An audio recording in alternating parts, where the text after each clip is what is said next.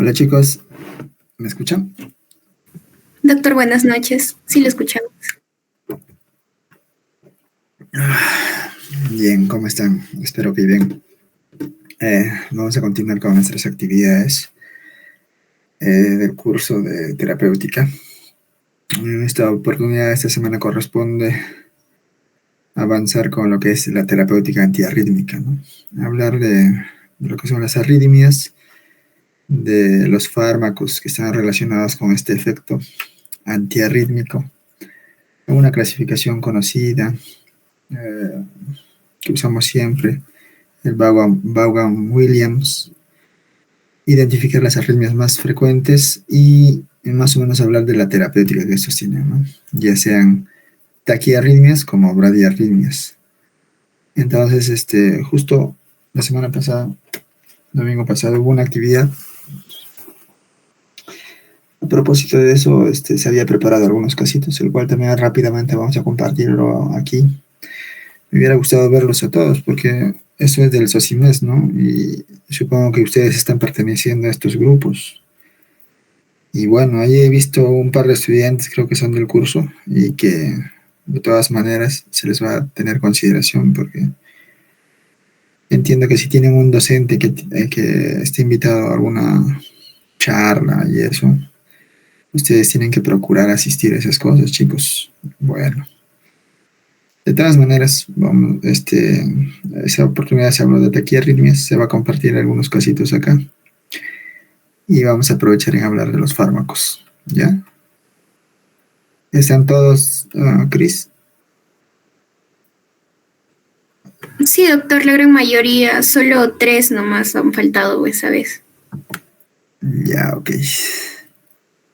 Bueno, estos casitos lo vamos a estar viendo adelante mientras vayamos desarrollando el tema. Entonces, una arritmia es una alteración en la contracción rítmica de las aurículas y los ventrículos, ¿no? Debido a un trastorno de la producción o la conducción de un impulso. Entonces, en el corazón vamos a diferenciar dos tipos de células. En este caso, unas células que generan automáticamente impulsos eléctricos, como que son la fuente de la electricidad, ¿no? Que son los nodos auricular y auriculoventricular, ¿no? Y todo un sistema de conducción, como son haces internodales, un sistema de Purkinje, un haz de His, haces de Purkinje, etc., ¿no? Y otro grupo, que son los que utilizando esta electricidad se despolarizan y más bien son células contráctiles, ¿no? Como son los cardiomiocitos, que están ubicados en las aurículas o en los ventrículos. Entonces, este concepto engloba a ambos, ¿no? Porque dice, una arritmia es una alteración de la contracción rítmica, o sea, de esa despolarización de esas células contráctiles, de esas células miocárdicas, ¿no? Pero a partir de qué? De una orden que tiene alteraciones, ¿no? Que puede ser por una producción de este automatismo anormal o una conducción de esta electricidad también anormal, entonces, que puede generar arritmias, ¿no? Entonces, este es el flujo normal, tiene un orden, tiene un tiempo de distribución de electricidad, tiene un retorno ordenado, primero se despolarizan las aurículas, luego los ventrículos, ¿no? Hay pausas, por ejemplo, en el nodo auriculoventricular. Y cuando hay arritmias, toda esta actividad eléctrica está desordenada, ¿no? O sea, hay una conducción desordenada, hay una producción de la electricidad desordenada, hay sitios ectópicos donde se producen estos impulsos, hay reentradas, etcétera. Entonces se convierte en una arritmia. Entonces, ¿por qué es importante todo un capítulo de antiarrítmicos que se habla? Porque este mal funcionamiento del corazón se traduce en un gasto cardíaco inadecuado, ¿no? En una función de bomba inadecuada y riesgo, pues, ¿no? De una función de abastecer de oxígeno, de nutrientes a los tejidos, ¿no? Inadecuada.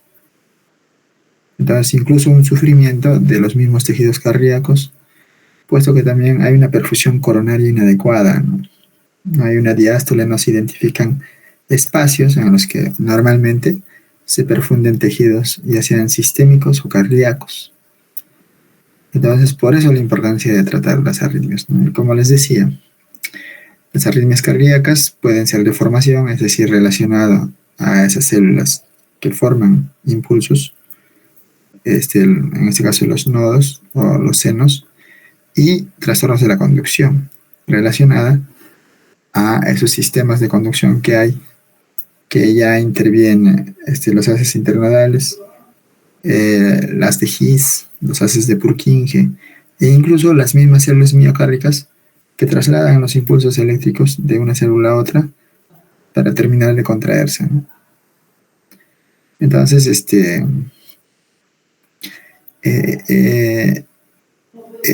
estos trastornos, en dependencia del origen, pueden irse hacia arriba, es decir, taquiarritmias, que son ritmos ya con frecuencias cardíacas mayores a 100, o bradiarritmias menores de 60, ¿no? Y en dependencia de la formación, si son taquiarritmias, está involucrada el automatismo, ¿no? La actividad desencadenada, postpotenciales, si es por conducción, algunos ritmos de reentrada, secuencia de activación del miocardio, ¿no? O reentrada de ese mismo impulso al nodo sinoauricular, que es bien característico de la taquicardia paroxística supraventricular, y las bradiarritmias, que son para abajo, ¿no? Que pueden ser, si es de la formación, por disfunción del nodo sinusal, o sea, de esa maquinaria que produce la electricidad, degenerativas en su mayoría, puede ser también isquémico, producto de un IMA, generalmente hay síncope. En las bradiarritmias, en las taquiarritmias, la clínica, palpitaciones, nunca falta. Y si es un trastorno de conducción para la bradiarritmia, puede ser disfunción del nodo auriculoventricular. En este caso, los más importantes son los bloqueos, ¿no? Que son los que vamos a mencionar rápidamente, de primero, segundo y tercer grado. Hay varias clasificaciones, ¿no? O varias patologías en cada uno de estos bloques, ¿no? En trastornos de la formación, si son alteraciones del nodo sinusal, está la taquicardia sinusal o la bradicardia sinusal. Ustedes ya saben algo de electrofisiología, de anatomía y fisiología cardíaca. Entiendo que ya han visto un poquito de ecocardiografía. Entonces, recordar que en las taquicardias y bradicardias es en relación a la frecuencia cardíaca, y cuando se habla que es sinusal es porque son rítmicas, hay presencia de onda P, ¿no? Son regulares, ¿no? Y las arritmias también sinusales, está acá el síndrome taquibradi, que es una alteración también del nodo sinusal, un casito que viene en el examen de residentado médico, ¿no? Este año. Alteraciones de la aurícula, ¿no? Puede haber contracción auricular prematura, fibrilación auricular, flúter auricular, taquicardia paroxística supraventricular. Entonces, acá esto es del diario, ¿no? Casi siempre se ve. Pueden tener causas para las taquicardias, una taquicardia sinusal, una elevación de la frecuencia cardíaca, el mismo hecho del ejercicio físico. Ustedes corren y latido del corazón, obviamente por la demanda de la musculatura a una actividad física, un mayor consumo de oxígeno aumenta la frecuencia cardíaca, ¿no? Es una taquicardia sinusal. Corres una maratón de 5 kilómetros y estás con 120, 125 de frecuencia cardíaca. O estás haciendo fiebre, ¿no? Estás deshidratado. Entonces, el corazón responde a déficit de perfusión o de oxígeno, y con una respuesta taquicárdica, ¿no? Comandada por varios mecanismos homeostáticos que pueden involucrar el sistema nervioso autónomo, ¿no? Sistema hormonal, ¿no? Por la liberación de hormonas, ¿no? de sustancias endocrinas. Entonces, muchos factores que pueden regular esta taquicardia, ¿no? Y la bradicardia sinusal, uno de los ejemplos claros, es una estimulación vagal, ¿no? El vago, la actividad parasimpática, tiene una respuesta de bradicardia sinusal. Entonces, acá en las alteraciones de la aurícula, lo que vamos a saber, y es el objetivo de la clase, es más o menos conocer la conducta a seguir, la terapéutica, de estas arritmias que son bastante frecuentes, ¿no? La fibrilación auricular, el flúter, la taquicardia paroxística supraventricular. En alteraciones del nodo auriculoventricular, ritmo ectópico, ritmo de la unión, taquicardia de la unión, vamos a tocar alteraciones del ventrículo, taquicardia ventricular, fibrilación ventricular. En una última diapositiva vamos a ver un poco de esto como ritmos ya de paro, ¿no? Más relacionados a episodios más graves, ¿no? Y en trastornos de conducción, sobre todo para abajo, ¿no es cierto? Los bloqueos. En este caso, en esta clase, vamos a comentar sobre los bloqueos auriculoventriculares, que es lo que más también se pregunta en ENAM, en exámenes de residentado. Y es así porque está relacionado también por la casuística, ¿no? Entonces, hay un sistema de conducción del corazón, como les había mencionado. Ya les había mencionado que hay un nodo sinusal, hay un nodo auriculoventricular. Son nodos que ellos pueden generar ambos sus impulsos eléctricos, pero en una función normal. Es el nodo sinusal, en este caso el marcapaso fisiológico, ¿no? Que comanda toda la actividad eléctrica del corazón. Lo que hace es que genere una electricidad acá, un impulso eléctrico, y es transportada a todas las aurículas, en primer lugar, a las aurículas derecha e izquierda, por haces internodales, ¿no? Y que puede ser anterior, posterior, medio, y un haz de Bachmann que va a la aurícula izquierda en este caso. Entonces, luego de despolarizadas las aurículas, van a llegar al nodo auriculoventricular, y acá se va a hacer una pausa, ¿no? Para que luego se despolarice los ventrículos, ¿no? Toda esta actividad eléctrica obviamente está relacionada con, si lo expresamos de manera gráfica, de acá es que sale el electrocardiograma, ¿no? Una onda P que representa la contracción de las aurículas, una pausa que es, en este caso, el segmento PR, esta pausa que se realiza en el nodo auriculoventricular, y una despolarización de los ventrículos que está representada por el complejo QRS, ¿no? Y luego de haber tenido esta electricidad, esta contracción, la musculatura se relaja, ¿no? Y se repolariza en la misma dirección, en la dirección contraria en la que vino, ¿no?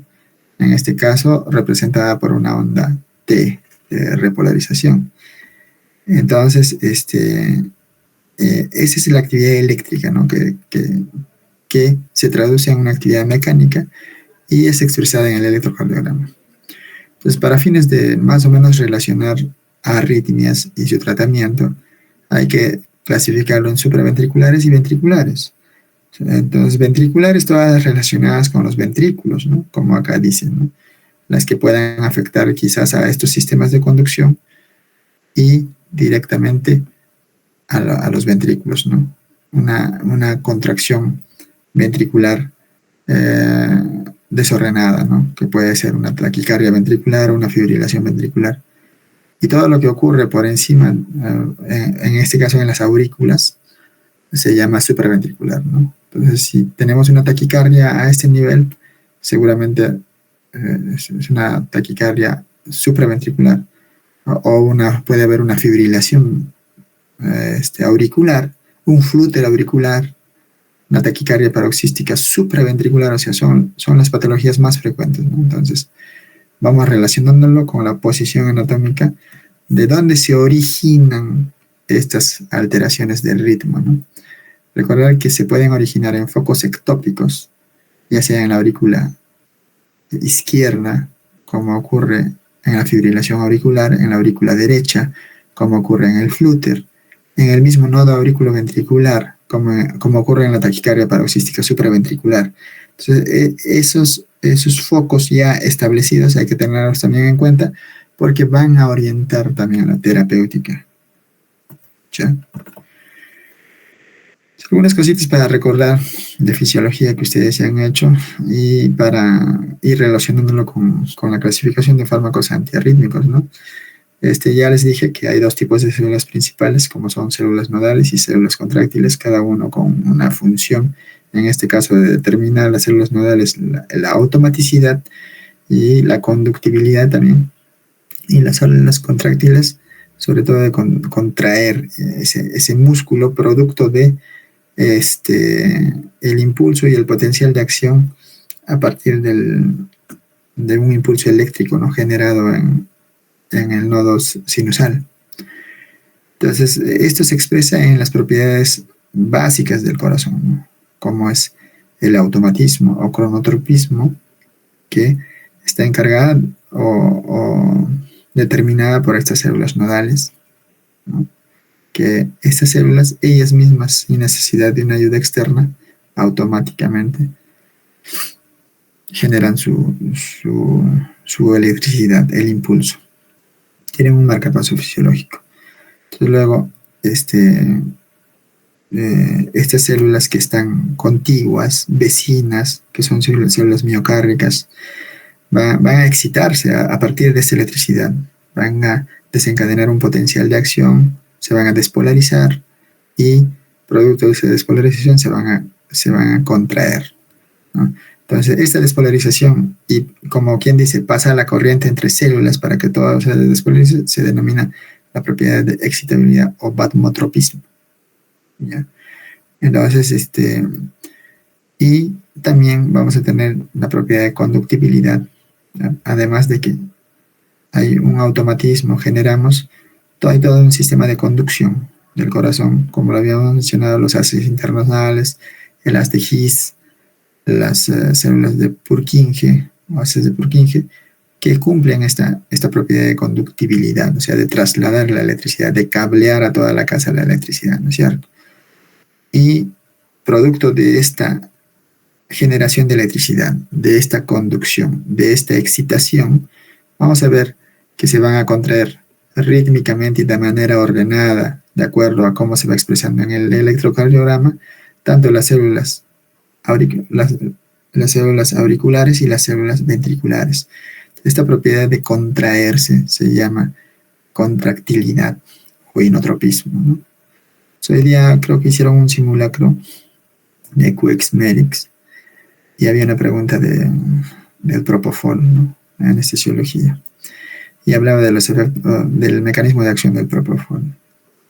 Y una de las alternativas es un inotrópico positivo, ¿no?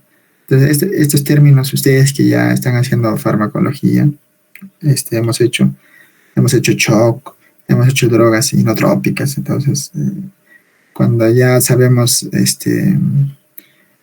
que un fármaco es hipnótico, aumenta la actividad de GABA, o sea, está por demás pensar que pueda tener un efecto inotrópico, ¿no? O sea, y fármacos inotrópicos positivos son los que aumentan esta actividad contráctil del corazón, ¿no? Son los que disminuyen el umbral y hacen que esta contractilidad sea mejor, más fuerte. Entonces, esa es una propiedad importante del corazón, ¿no? Y después de haberse contraído, obviamente tiene que volverse a relajar, ¿no?, para que se vuelva a contraer en otro latido, en otro ciclo cardíaco. Y esa propiedad de relajación se llama lucitropismo. Entonces, esto, por favor, ya se lo saben, obviamente, del año pasado, del semestre anterior. Vuélvanselo a aprender con todas sus nomenclaturas. Y en qué parte del electrocardiograma tiene actividad cada uno de estos eventos, ¿no? Entonces, también hay que saber que los potenciales o las células nodales tienen potenciales de acción calcio dependientes, ¿no?, o lentos, a diferencia de las células contráctiles que tienen potenciales de acción sodio dependientes o rápidos, ¿no?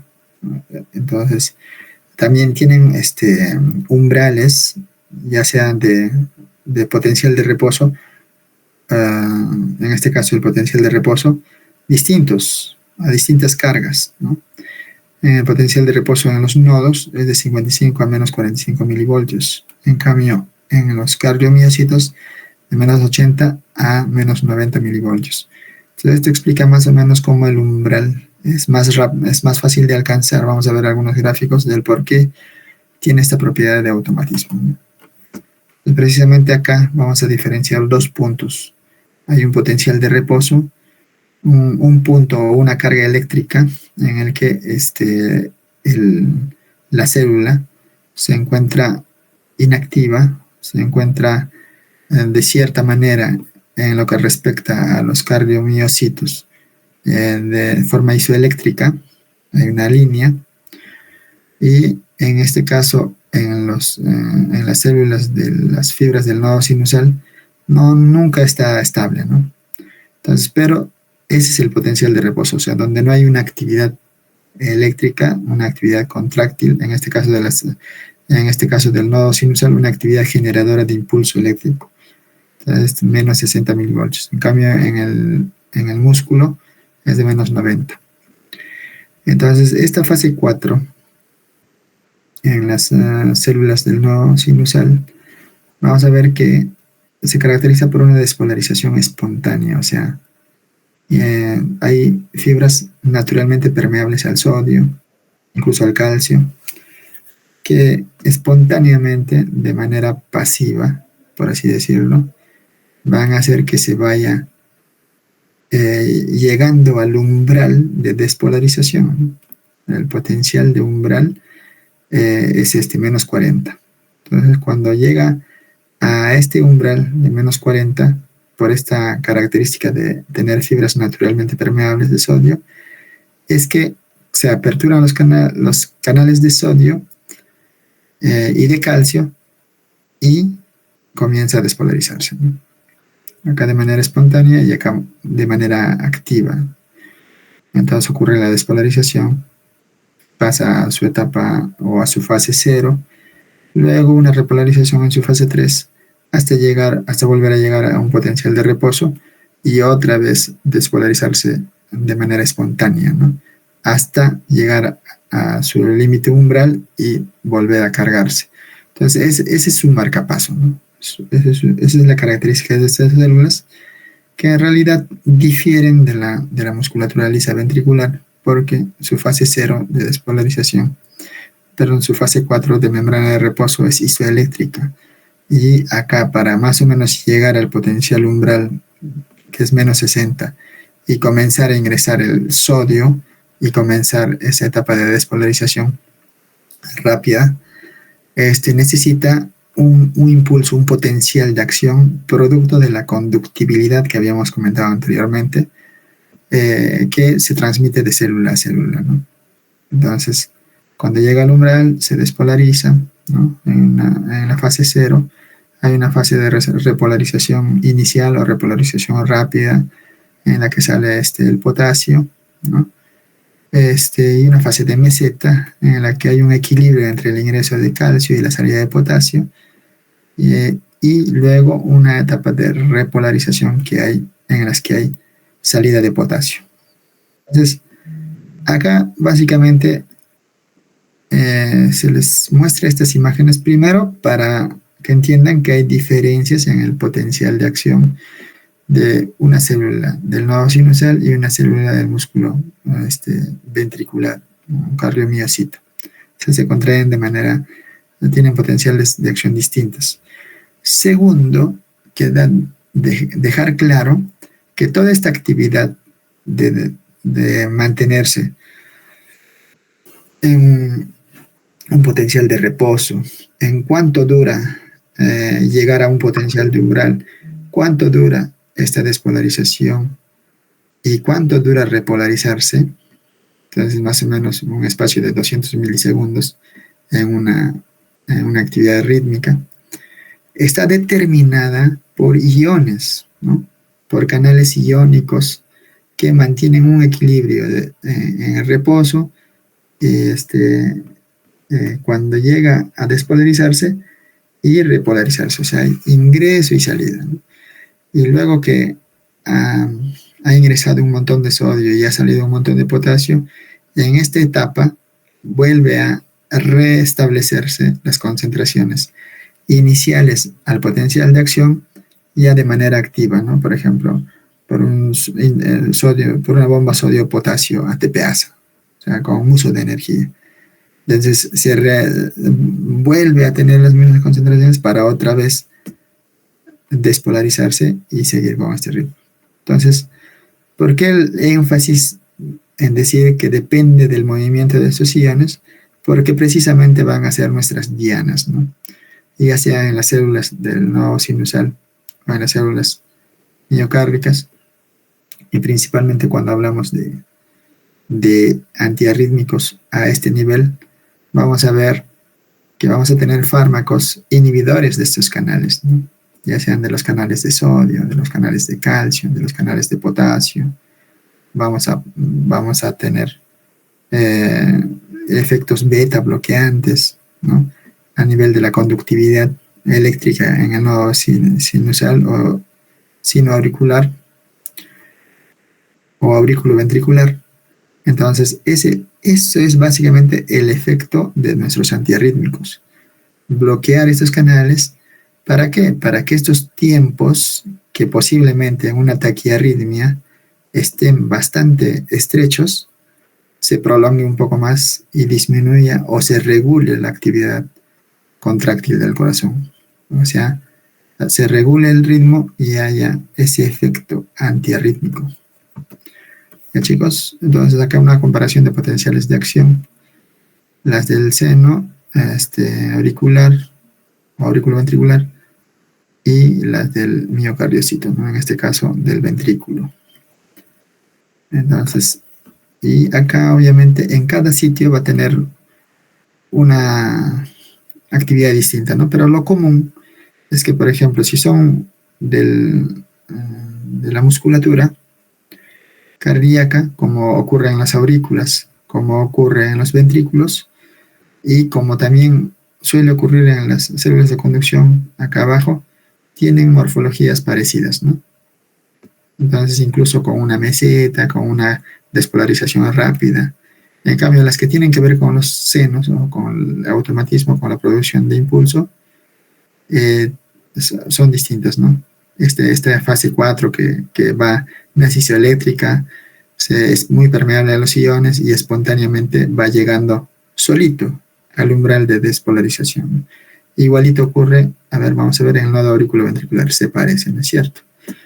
Entonces, eso tenganlo en cuenta, y cada momento de la actividad eléctrica desde la despolarización de las aurículas está relacionada con el electrocardiograma, ¿no es cierto?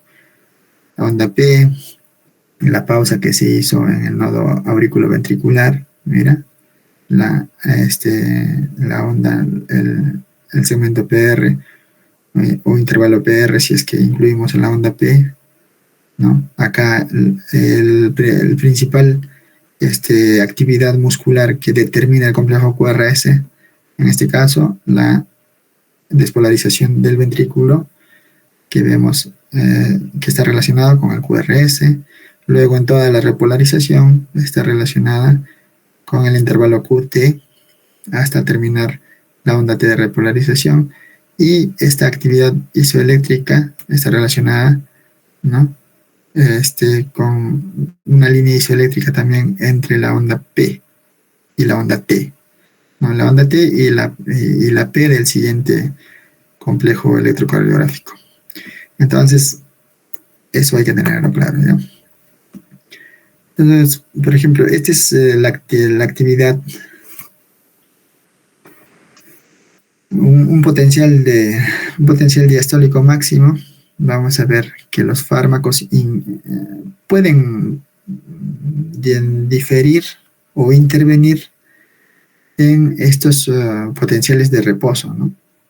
Y también en el potencial de umbral. Si yo quiero alargar una actividad eléctrica, entonces yo hago que el potencial de reposo sea más negativo, ¿no? ¿Para qué? Para que alcanzar a un potencial umbral incluso menos negativo, demore más tiempo, sea un poco más difícil, ¿no? Entonces disminuye la frecuencia cardíaca. Más o menos en relación al automatismo, los fármacos, como por ejemplo las maniobras vagales, la adenosina, hacen esto, ¿no? Disminuyen el potencial diastólico máximo o el de reposo, y también positivizan más el potencial umbral. Y de esa manera se puede tener un efecto antiarrítmico, ¿no? Pero las que elevan a la pendiente, en este caso, harían más rápido una respuesta. También hay algunos factores como la hipocalemia, el estrés, la digoxina, agonista beta-adrenérgico, inhibidores de la fosfodiesterasa, metilxantinas, acidosis, distensión de la pared ventricular. Entonces, ven que muchos de ellos están actuando a nivel de esta fase 4, ¿no? Si es que hablamos en las células del automatismo. Esto ya lo saben todos, más o menos, para identificar algunas arritmias y hablar de su terapéutica. Hay que recordar aspectos básicos, ¿no? Ya sabemos de qué momentos de la actividad eléctrica vienen cada una de estas ondas. Hay que saber cuánto miden algunas ondas importantes, por ejemplo, el QRS, ¿no? El complejo QRS. Hay que ver que mide de 0.08 a 0.12 segundos. Es decir, si cada cuadradito del EKG es 0.04, 0.08 a 0.12 deben ser de 2 a 3 cuadraditos, ¿ya? De 2 a 3 cuadraditos debe medir normalmente un complejo QRS. Doctor, ¿para qué nos haces recordar eso? Porque cuando vamos a clasificar las taquiarritmias, vamos a ver primero, determinar si son de QRS ancho o QRS estrecho, ¿ya? QRS ancho ya serían los QRS que ocupan más de 3 cuadraditos, ¿ya? O sea, que miden más de 0.12. Y un QRS estrecho o normal es menos de 0.12, ¿ya? Entonces, lo primero que tenemos que dividir es eso, ¿no? Esa medida. Entonces, ahí el QT también tiene una medida del intervalo QT de 0.25 a 0.45, ¿ya? Que serían 0.44, serían 11 cuadraditos más o menos. Entonces, este intervalo QT va a incluir, miren, al complejo QRS e incluso a la onda T, intervalo QT, ¿ya? Hay otro intervalo ST, segmento ST, que ustedes ya saben, puede haber supradesnivel o infradesnivel en isquemias. Hay la onda U, la onda P. Entonces, sobre todo, esas medidas hay que aprenderse, ¿ya? Cuando hablamos de bradiarritmias, también hay que recordar la medida de la onda, del intervalo PR, ¿ya? El intervalo PR normalmente mide de 0.12 a 0.2 segundos. Ajá. Entonces, si es que ya tenemos un intervalo PR más de 0.2 segundos, estaríamos hablando de una bradiarritmia, ¿no? De un bloqueo auriculoventricular en este caso, ¿no? De un tipo de bloqueo auriculoventricular, porque recuerden que este segmento, después de la contracción auricular, hasta que ocurra la contracción del ventrículo, determinaba esa pausa que hay a nivel auriculoventricular, ¿no? Del seno auriculoventricular, y si mide más de lo que debe medir normalmente, debe haber algún grado de bloqueo a ese nivel, o sea, no deja pasar la electricidad. Está bien, entonces, recordando eso, vámonos. Acá, como les dije, hay cada etapa de esta actividad eléctrica está relacionada con iones, movimiento de iones, el sodio, el potasio, el calcio, sale sodio, y acá una bomba sodio-potasio TPasa para volver a regular lo que inicialmente tenía, ¿no? Si acá ha entrado un montón de sodio para despolarizar y acá ha salido un montón de potasio para repolarizar, acá, para que comience un nuevo ciclo, tiene que volver a entrar el potasio y volver a salir el sodio, ¿no? Para que en un potencial de acción siga manteniendo ese movimiento y no haya un desequilibrio. Entonces, en las células automáticas hay esa propiedad de automatismo, de que hay una permeabilidad amplia a los canales de sodio hasta llegar al umbral de despolarización. Un periodo refractario, que se habla de un periodo refractario absoluto, ¿no? En el que a partir de que ocurre este ingreso de sodio, esta despolarización, hasta casi la etapa final de la fase 3, ya no es posible inyectar un nuevo potencial de acción, ¿no? Es decir, se cierran los canales de sodio y es imposible que ese miocito en plena contracción o en plena despolarización pueda recibir otro impulso y como que generar un desorden. Eso es un periodo refractario. Entonces claro, hay una velocidad de conducción de células cardíacas que van a depender de la actividad de estos iones, ¿no? Entonces esta clasificación de Vaughan-Williams, entonces van a clasificar los fármacos en 4 grupos, ¿no? Entonces los fármacos del grupo 1, que sobre todo tiene que ver con los bloqueantes de canales de sodio, que en este caso, si determina esta despolarización, esta fase 0, esto que es así vertical, como que va a enlentecerlo, ¿no? Va a enlentecerlo para que esta frecuencia disminuya. Entonces, esta clase 1 todavía se va a dividir en 1A, 1B y 1C, ¿no? Por algunas particularidades que tienen, ¿no? Que únicamente bloquean los canales de sodio, que también bloquean los canales de calcio, etc. Entonces, hay fármacos representativos en cada grupo. En el 1A está la quinidina, en el 1B la lidocaína, la fenitoína, en el 1C la flecainida. Entonces hay que aprenderse estos fármacos característicos que casi siempre preguntan, ¿no? La lidocaína pertenece al grupo, a la clasificación de antiarrítmicos según Vaughan-Williams.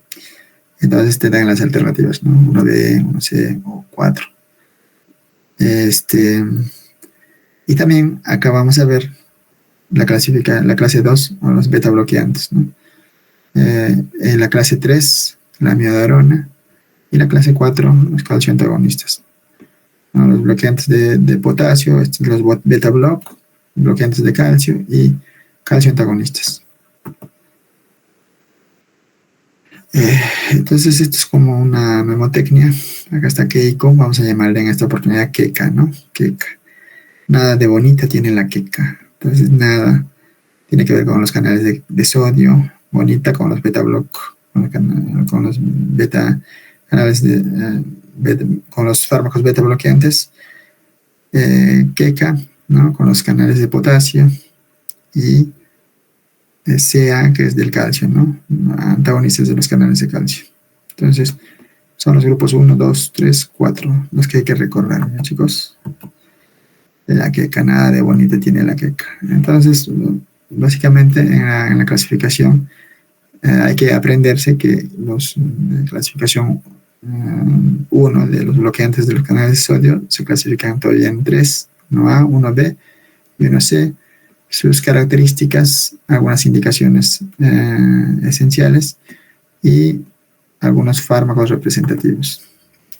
Igual de los beta-adrenérgicos, sobre todo que disminuyen el automatismo, como habíamos comentado, ¿no? Algunos fármacos representativos, los bloqueantes de los canales de potasio, ¿no? Habíamos visto en la fase 3 que prolongan la repolarización. También se puede utilizar en la taquicardia supraventricular paroxística, en la fibrilación auricular. Acá el fármaco más representativo, la miodarona, ¿no? Y en los calcio antagonistas, que deprimen la función de las células calcio dependientes, sobre todo a nivel sinusal y auriculoventricular. Vamos a ver los calcio antagonistas no dihidropiridínicos, ¿no? El verapamil y el diltiazem, sobre todo, principalmente. Hay otros antiarrítmicos que no entran en esta clasificación, que también son depresores de la conducción auriculoventricular, la adenosina, ¿no? Los digitálicos, la atropina, en este caso ya que no es usada en las taquiarritmias, sino más bien en las bradiarritmias, como vamos a ver más adelante.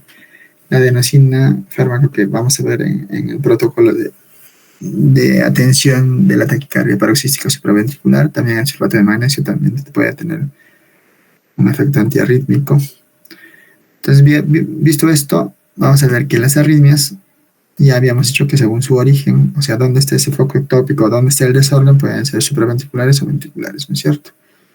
De acuerdo a la frecuencia cardíaca, si es arriba, taquicardias, si es abajo, bradicardias. de acuerdo al modo de presentación, si se presentan súbitamente paroxísticas o algunas taquiarritmias o arritmias que ya son crónicas, ¿no? Y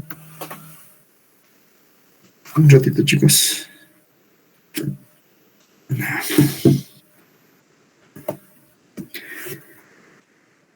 Entonces, ¿qué habíamos dicho? Que primero, cuando tenemos un paciente con taquiarritmia, en este caso, y hemos determinado que evidentemente en este EKG la frecuencia cardíaca está más de 100 latidos por minuto, ¿no? Hay varios métodos para determinar una frecuencia cardíaca, ¿no? Entonces, primero, ya sabemos que es una taquicardia, está para arriba. Luego hay que determinar si es una taquicardia con un complejo QRS de ángulo estrecho o de un complejo QRS ancho. Entonces la medida, el punto de corte era los 3 cuadraditos, ¿no? Los 0.12 segundos. Entonces aquí a simple vista podemos ver que es un QRS estrecho. Está en 2 cuadraditos, por ahí que está llegando a 3. ¿Ya? Entonces otra cosa que hay que verlo así rápido y a simple vista, y ahí hemos visto dos cosas, que la arritmia está hacia arriba, taquicardia. Ya le estamos diciendo que es una taquicardia QRS estrecho. Y la tercera cosa, si es regular o irregular. Es decir, cómo va el ritmo, ¿no? Acá vamos viendo los intervalos entre QRS y QRS, ¿no? Por ejemplo, esta medida, ¿no? Vamos viendo que hay 3 cuadrados grandes y medio, ¿no? Pero acá, a simple vista, vemos que 1, 2, 3, 4, 5 ya es distinta. Es distinto. No son equidistantes. Entonces no es un ritmo regular, es un ritmo irregular. Mira, esta distancia de esta distancia difiere bastante, ¿no? Acá, por ejemplo, sí podría decirse que RR es regular, ¿no? Tendríamos que ver el otro R, ¿no? Pero acá es irregular. Entonces, ya es el tercer punto que vamos a determinar. El tercer punto que vamos a determinar. ¿Para qué? Para ya ir pensando en algunas cosas, ¿no? Cuando es ángulo estrecho, que es lo segundo que hemos determinado, casi siempre las patologías son supraventriculares, ¿ya? Son patologías no tan preocupantes, por así decirlo. No siempre hay un daño cardíaco de base, no hay un infarto, no hay una insuficiencia cardíaca, no hay un crecimiento del ventrículo izquierdo, o sea, puede que incluso se dé en pacientes jóvenes, y felizmente es una de las taquiarritmias más frecuentes, ¿no? Y son supraventriculares. Cuando tú ya ves al toque, que es ángulo estrecho, ya vas pensando, vas determinando si es regular y irregular. En este caso, si es regular, obviamente puede ser una taquicardia sinusal, vas pensando en fiebre, en ejercicio físico, en infección, en deshidratación, etc. Una taquicardia auricular monofocal depende de los focos que pueda tener, ¿no? Un flúter auricular es una taquicardia supraventricular. Una taquicardia por reentrada nodal, que es una taquicardia paroxística supraventricular, ¿no? Que es su origen, ¿no? Su origen de esta taquicardia paroxística supraventricular es de reentrada nodal, ¿no? O también puede ser una taquicardia asociada a vía accesoria. Pero en este caso no es regular, en este caso es irregular. Es QRS estrecho, irregular. Entonces, posiblemente, sí, efectivamente, estamos ante una fibrilación auricular, que es lo más común, que es lo más frecuente. Entonces, acá, si hay alguna pregunta, en este caso, vamos a preguntar de flúter auricular, de taquicardia paroxística supraventricular o de fibrilación auricular, las que están resaltadas, que hay que aprenderse. En cambio, si, por ejemplo, ¿no? Digamos que esto ya no es exactamente un QRS ancho, pero imaginemos que sí, efectivamente, desde acá hasta acá mide más de 3, ¿no? Vamos a forzar un poquito la imagen. Es más de 0.12 segundos. Entonces hay que fijarnos, igualito que el anterior, si es regular o irregular. Si es regular, todavía puede ser simplemente una taquicardia ventricular, ¿no? Una taquicardia supraventricular conducida a través de una vía accesoria antidrómica, una taquicardia supraventricular conducida con aberrancia, ¿no? Si es regular. Estas vías accesorias, antidrómica, ortodrómica, se refieren a que habíamos habíamos indicado unas rutas de conducción que son normales, ¿no? Como son los haces internodales, como son el haz de His, ¿no? El sistema de Purkinje. Entonces, además de de este cableado normal, por así decirlo, ¿no? Cuando hay aberrancias o rutas accesorias, vamos a encontrar, digamos que Electrocentro en tu barrio hace todo un recorrido, una instalación de cables que son para las casas, ¿no? Pero tú, como eres vivo, haces una instalación accesoria, ¿no? Que es para no pagar tal vez la corriente eléctrica, para que no consuma electricidad en tu medidor. Entonces es una vía accesoria, ¿no? Entonces, que puede traer problemas, o sea, si es que este sistema de conducción marca la regularidad, otros sistemas se sobreagregarían al impulso o a la excitabilidad de células de manera desordenada, ¿no? Entonces, estas rutas pueden ser ortodrómicas, antidrómicas, en dependencia de la dirección a la que están yendo, ¿no? Si es la fuente de conducción para la despolarización, sería una ruta ortodrómica, ¿no? Si es para la repolarización, sería antidrómica. Entonces, esas son rutas accesorias, rutas anómalas.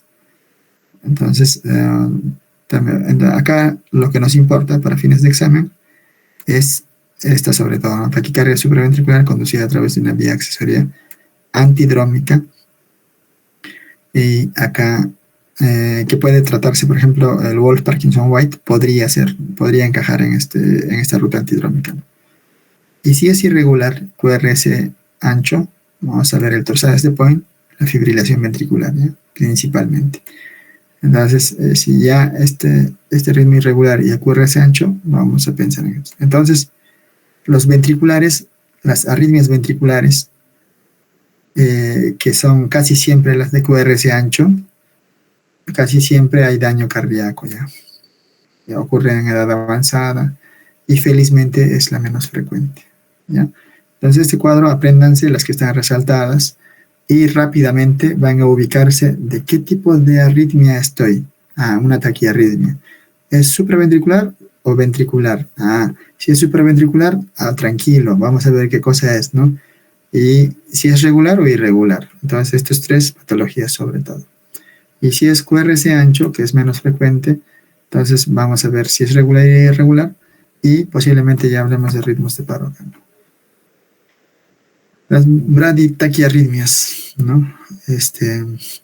Vamos a ver esto, ya sabemos. Las taquiarritmias ocurren en un 90%, ¿no?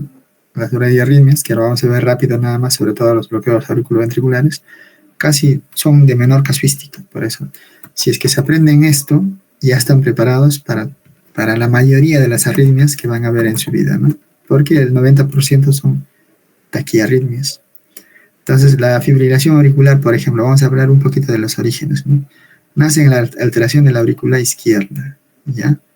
Entonces, la FA, la famosa FA, vamos a tener que acá hay un foco normal, un foco donde se crean impulsos normalmente, pues el nodo sinusal, tu marcapaso fisiológico. Entonces, en la fibrilación auricular, en la aurícula izquierda, acá vamos a tener un foco ectópico, ¿no? Del cual van a ser impulsos que van a generar este desorden y van a hacer que fibrile estas aurículas. Y como este lado tiene que ver con la eyección hacia la circulación sistémica, vamos a ver que la fibrilación auricular va a ser gran embolizadora.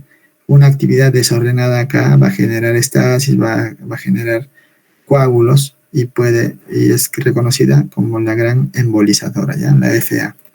Puede estar relacionada con estenosis mitral, ¿eh? Una estenosis mitral, una anomalía de esta válvula que puede empeorar más esta formación de coágulos a este nivel y una actividad eléctrica desordenada de la aurícula en el intento de cumplir su función de descargar la sangre que está generándose a nivel de la aurícula izquierda, ¿no? Entonces, eso es pregunta de examen. He visto algunas preguntas en ENAM relacionadas a arritmias, la arritmia mayormente embolizadora, FA. El flúter auricular, a diferencia de la FA, vamos a ver que van a ser en el cabo tricuspidio, ¿no? O sea, en la aurícula derecha y acerca de la válvula tricuspidia, ¿no? Entonces ese va a ser el foco ectópico de donde van a ser el flúter auricular. Entonces hay que ver esa diferencia, ¿ya? Y la taquicardia paroxística supraventricular nace cerca del nodo auriculoventricular, ¿ya? Acá, nodo auriculoventricular. Entonces es un sistema, una alteración, una arritmia de reentrada, ¿no? Entonces hay una generación de impulso a este nivel, que normalmente hay generación de impulso en el nodo auriculoventricular, recuerden, solo que el marcapasos es la frecuencia cardíaca que genera el nodo auriculoventricular llega hasta 40, o sea, y como lo normal es de 60 para arriba hasta 100, ese es el que comanda en realidad el ritmo de todo el corazón, ¿no?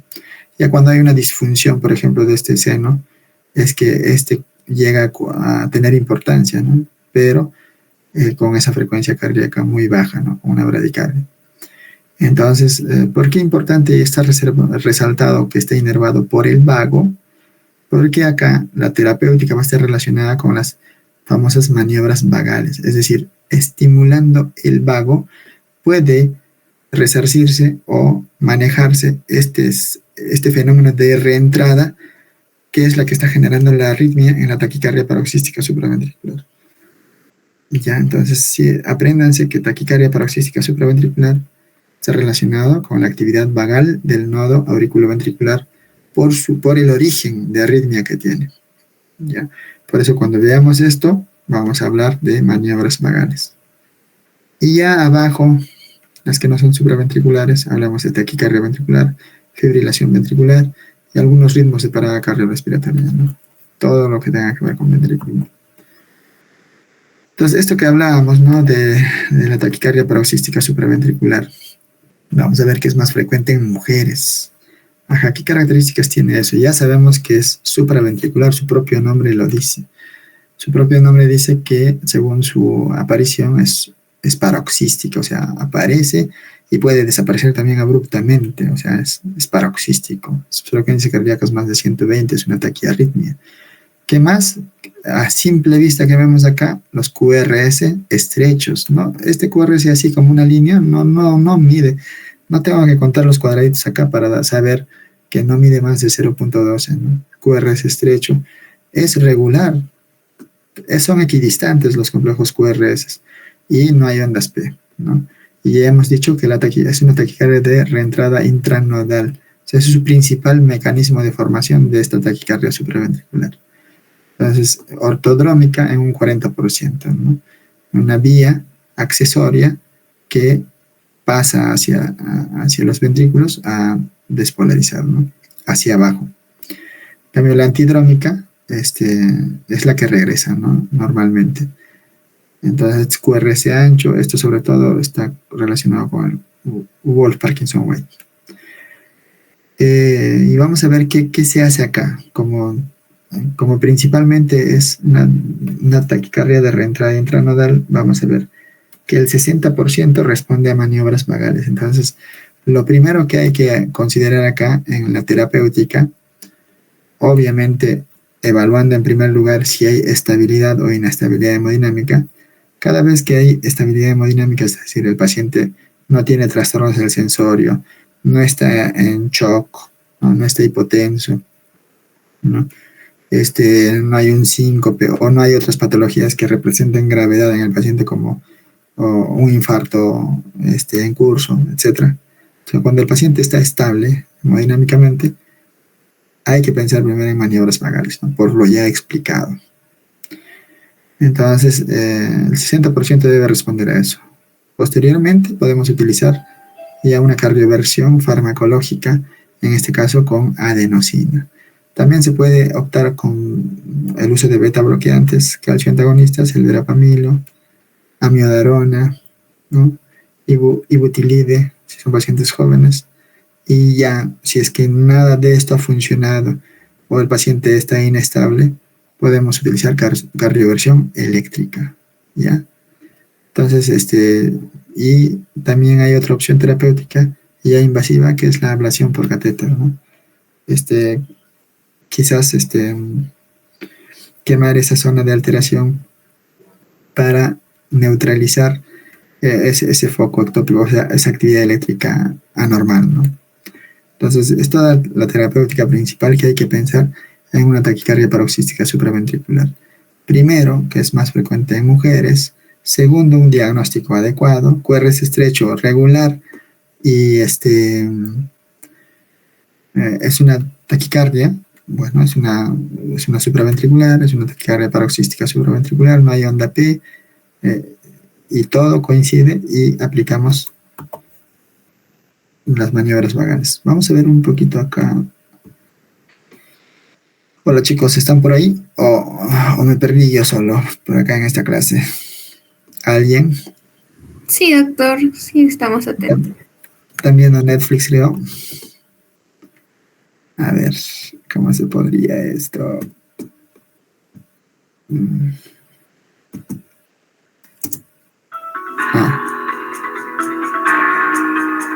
Escuchan el audio, ¿no?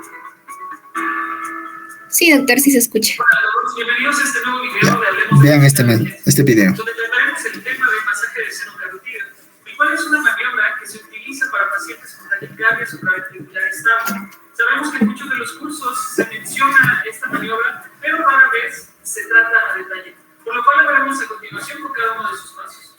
Previamente identificada la taquiarritmia, vamos a girar la cabeza del paciente hacia su lado izquierdo y a ubicar el seno carotídeo justamente por debajo del ángulo de la mandíbula. Vamos a colocar 2 dedos y vamos a hacer una presión con firmeza en dirección posteromedial. Posteriormente vamos a realizar movimientos hacia arriba y hacia abajo durante 5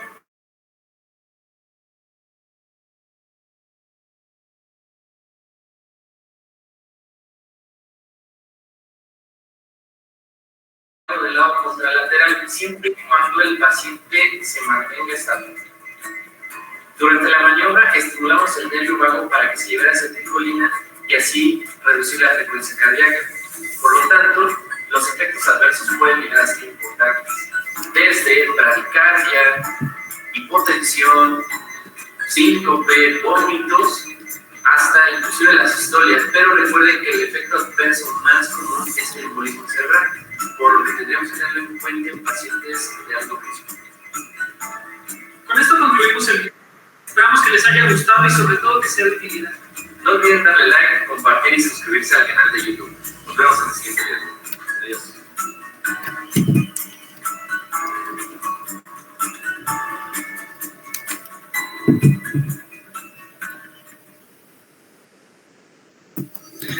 Ya, entonces, cuando hablemos de maniobras vagales, o sea, lo primero que hay que pensar es en el masaje carotidio, ¿no? Masaje del seno carotidio, que pertenece a el cuerpo carotidio, es parte del sistema parasimpático, que estimulado, obviamente va a tener una bomba parasimpática que efectivamente va a bajar la frecuencia cardíaca, ¿no?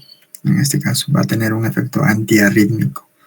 Entonces, como bien dijo, ubicamos el ángulo de la mandíbula, ¿no? Bajamos justo a ubicar el latido de la arteria carótida, en este caso, carotidio común, y ahí con 2 o 3 dedos, según algunas literaturas, vamos a solo presionar o hacer movimientos ligeros, arriba hacia abajo, ¿no? Entonces, hay que tener cuidado.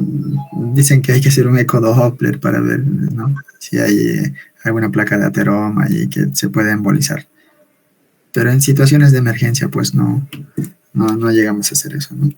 Entonces, masaje carotidio, una primera medida terapéutica para la taquicardia paroxística supraventricular. Miren acá, supresión de taquicardia supraventricular con masaje carotidio, ¿no? Acá está la taquicardia supraventricular que habíamos dicho, taquicardia, ángulo estrecho, regular, Entonces taquicardia paroxística supraventricular. No hay onda P. Entonces vamos a ver qué pasa acá. Lo que están viendo en este vídeo es una taquicardia supraventricular. La taquicardia supraventricular es una arritmia rápida que se genera en las aurículas o en el nodo auriculoventricular. Básicamente hay 4 formas de tratarla: maniobra de valsalva modificada, masaje carotidio, adenosina o cardioversión eléctrica. Y en el vídeo de hoy les vamos a explicar la primera de ellas, así que atentos. Es una maniobra de valsalva modificada. A Cristina para que se los explique en detalle. Atentos. En el vídeo de hoy vamos a hablar de una de las técnicas utilizadas para revertir la taquicardia supraventricular. Se trataría de la maniobra de valsalva modificada. Para realizar la maniobra de valsalva modificada será necesario tener al paciente sentado en la camilla, darle una jeringa de 10 mililitros para que sople a través de ella durante 15 segundos y el personal sanitario se encargará de tumbarlo hacia atrás con las piernas hacia arriba. Lo que acaba de explicar Cristina va a desencadenar un aumento de la presión torácica que va a disminuir la frecuencia cardíaca y puede o no revertir esta arritmia. Además, esta técnica tiene algunas contraindicaciones y algunas excepciones. Si las conoces, déjanoslas en comentarios. Hay algunos receptores, ¿no? También a nivel de la caja torácica, que con estos cambios de presión repentino pueden activar el sistema parasimpático, ¿no? Tener una respuesta vagal y tener esta maniobra vagal modificada, como dicen, ¿no? Entonces, algunas contraindicaciones o algo a esto sería como que esos cambios repentinos de presión, por ejemplo, en glaucomas, tal vez pueda ser peligroso, ¿no? Y sobre todo eso. Ya para maniobras vagales, ya tienen 2 para fines de examen. Esos 2 pueden aplicarlo. No han funcionado las maniobras vagales, en teoría debería de funcionar en el 60%. Entonces vamos a utilizar la adenosina, ¿no? La adenosina viene ya en preparados de 6 miligramos. Acá hay una dosis, ¿no?, de 0.1 miligramos por kilo, o dosis inicial máxima de 6 miligramos. Si la primera dosis es ineficaz, puede administrarse una dosis de 0.2 miligramos por kilogramo y la segunda dosis máxima de 12 miligramos. Use un bolo rápido con la técnica de 2 jeringas de bolo rápido en la taquicardia supraventricular. Entonces, si queremos utilizar adenosina, por ejemplo, acá hay una forma, le van a poner 12 miligramos de adenosina. Ponen una llave de triple vía, la adenosina cargada, 2 ampollas, 12 miligramos, por un lado de la llave de triple vía, y por el otro lado, una jeringa de 20 mililitros con cloruro de sodio. Entonces, primero pasan la adenosina en bolo, rápido, y luego pasan el cloruro de sodio para distribuir la droga, ¿no? Entonces, vamos a ver cómo usan esta. En este caso, ya sería una cardioversión farmacológica, ¿no? Porque vamos a ver que la adenosina va a generar un bloqueo a nivel del nodo del seno auriculoventricular, e incluso vamos a tener una pausa de asistolia para luego revertirse el ritmo, ¿no?, a un ritmo regular. Entonces vamos a ver cómo le ponemos. Estable, administramos adenosina. Le empujamos con 20 mililitros de solución salina. Esta técnica se llama push and flow. Observamos el monitor cómo inicia la sistolia transitoria. Finalmente, el paciente sale a ritmo sinusal. ¿Las han visto cómo han puesto la adenosina? Y bien lo dijo, ¿no? Una taquicardia paroxística supraventricular estable. Ya, cuando ya es inestable es cardioversión eléctrica, ya, chicos. Esa es otra forma, entrar por catéteres y hacer una ablación utilizando energía de calor o frío a través de catéteres para crear cicatrices en el corazón y bloquear ritmos anormales, ¿no? O sea, esos ritmos, esos haces anormales o esos focos anormales se quema, por así decirlo, y se detiene, se neutraliza la conductibilidad o la producción de esos focos, ¿no? Es un tratamiento definitivo y mínimamente invasivo que corrige el problema eléctrico subyacente, a menudo permitiendo al paciente dejar de tomar medicamentos. Acabamos de ver un casito, madre gestante de 35 años, primípara, sin antecedentes médico-quirúrgicos, alérgicos o tóxicos de interés, con control de embarazo de bajo riesgo normal. A la semana 39 acude a urgencias a nuestro servicio en trabajo de parto. Durante el mismo se le administra analgesia epidural con ROPI o anestésico local, ¿no? Más fentanilo 6.6 cc, presentando un cuadro de hipotensión arterial 90-60 con bradicardia fetal 110 latidos por minuto sostenida. Se suministra fenilefrina intravenosa en 2 ocasiones en un intervalo de escasos minutos, continuando hipotensa, por lo que se administran 75 miligramos de efedrina intravenosa y 1 miligramo de atropina intravenosa, tras lo cual la paciente manifiesta dolor torácico, palpitaciones. Cuando escuchen palpitaciones en un caso clínico, ya vayan pensando en que es una taquiarritmia, ¿no es cierto? Cuando escuchen síncope en un caso clínico, ya vayan pensando normalmente que puede ser una bradiarritmia. O ya una fase inestable de una taquiarritmia, ¿no? Que ya puede ser relacionado a la pérdida o al trastorno del sensorio, ¿no? Y bradicardia fetal mantenida en 100 latidos por minuto con disminución de la variabilidad sin desaceleraciones. Evaluada por cardiología, se realiza electrocardiograma y tras ecocardiografía se descarta presencia de cardiopatía. O sea, no hay cardiopatía. O sea, no es un paciente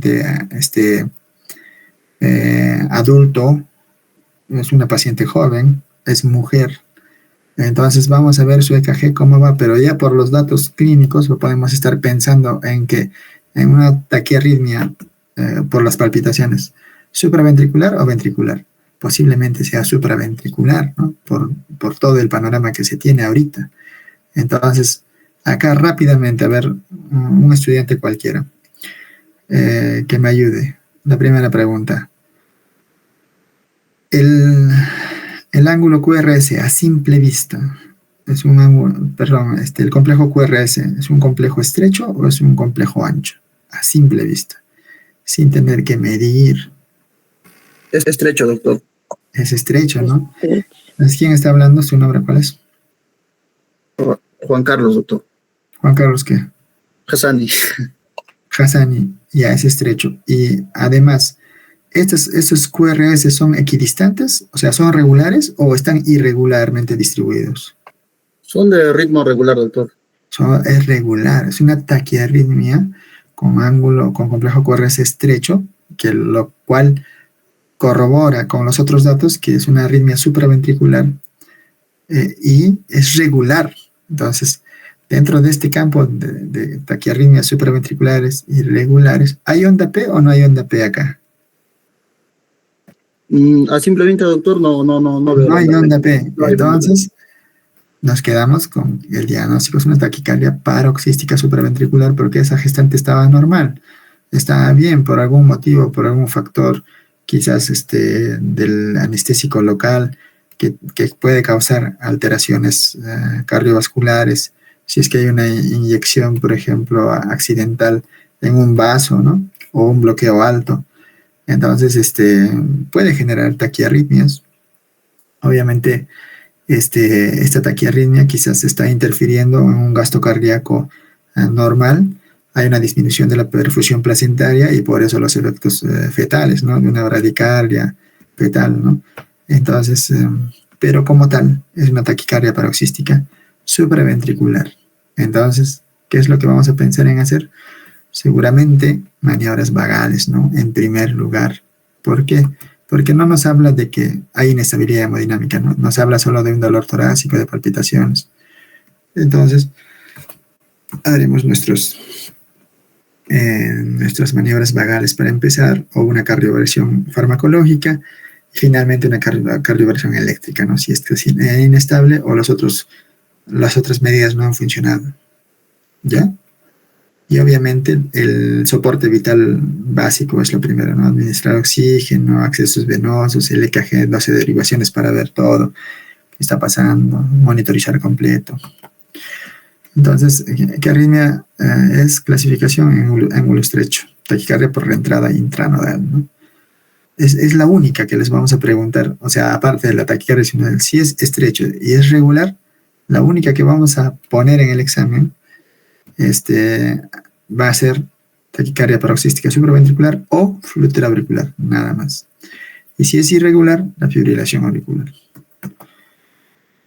Entonces, esto es lo que habíamos visto. Este casito lo sacamos de este artículo, le dejamos. Entonces, al final le terminaron haciendo cardioversión farmacológica, ¿no? Usaron adenosina en este paciente. Acá vemos el Wolff Parkinson White, otra de las arritmias que sobre todo se da en pacientes varones relacionado con un aberrante, las de Kent. La vía antidrómica, como habíamos explicado, puede ser también ortodrómica, asociado también a anomalías congénitas como la anomalía de Epstein, puede estar asociado a esta anomalía a nivel de la válvula tricuspidea, ¿no? Una malformación a nivel de la válvula tricuspidea. Unas características electrocardiográficas, principalmente la onda delta, ¿no? Si les hablan de presencia de onda delta o un síndrome de preexcitación ventricular, estamos hablando del Wolff-Parkinson-White. Un QRS ancho puede ser. Cuando está en un panorama de taquiarritmia, esto no siempre puede ser ancho, ¿no? Puede estrecharse un poco. Y un PR menor de 120 milisegundos. Cuando es agudo, o sea, menos de 7 días, se puede hacer una cardioversión eléctrica. Si es crónico, una ablación, una de las causas de muerte súbita, ¿no? Si no se puede, la ablación, verapamil, propafenona, si no hay cardiopatía en pacientes jóvenes, pero casi siempre en el país se puede practicar la ablación a un Wolff-Parkinson-White, ¿no? Acá vamos a ver que las extrasístoles ventriculares, miren, acá hay un ritmo normal y de momento a otro hay una actividad ventricular, ¿no? Un extrasístole. Son latidos cardíacos prematuros generados en los ventrículos que pueden sentirse como palpitaciones en el pecho, casi siempre benignas, aunque puede desencadenar arritmias graves, ¿no? Evitar desencadenantes, cafeína, alcohol, estrés, carga elevada de extrasístoles, o sea, si representa 10 a 15% en un holder de 24 horas, hay que ya pensar en un tratamiento con beta blocks, calcio antagonistas, no dihidropiridínicos, o sea, el verapamil, ¿no? También se puede utilizar lidocaína, en sala de operaciones usamos lidocaína. Puede llegar a la ablación también, ¿no? La lidocaína con la actividad despolarizante, habíamos dicho, ¿no? La actividad ventricular, estos grupos de fármacos del 1B, ¿no? Entonces acá justo, como les decía, ¿no? Pueden haber actos desencadenantes, ¿no? Como el estrés, la cafeína, el alcohol. Esto es... Yo vi a un paciente de 13 años que se programaba para una apendicectomía y se le hace un electrocardiograma y precisamente se le ubica extrasístoles, ¿no? Posiblemente el foco infeccioso, la fiebre que tenía en ese momento, ese estrés por la infección haya desencadenado estos extrasístoles. En todo caso, la conducta a seguir sería seguimiento por cardiología, determinar si hay en una cuantía que pueda agravar o desencadenar arritmias graves o representar esas palpitaciones, ¿no? Para el paciente para recibir un tratamiento. Fibrilación auricular, que es otro objetivo de examen, que es una de las arritmias frecuentes también.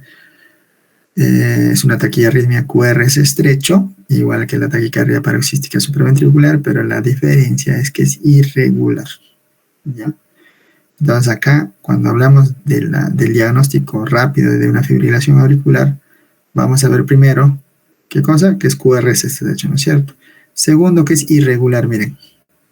Este está regular, hay onda P, todo. En cambio, en la fibrilación auricular, esto es equidistante, pero acá no hay equidistancia. Y no vas a encontrar la onda P por ningún lugar. QRS estrecho sin onda P e irregular, sí o sí, FA, ¿no es cierto? Fibrilación auricular. Y acá lo que vas a ver más bien son las ondas F minúsculas, las ondas F pequeñas, ¿no? Entonces, acá, ¿por qué es importante esta patología?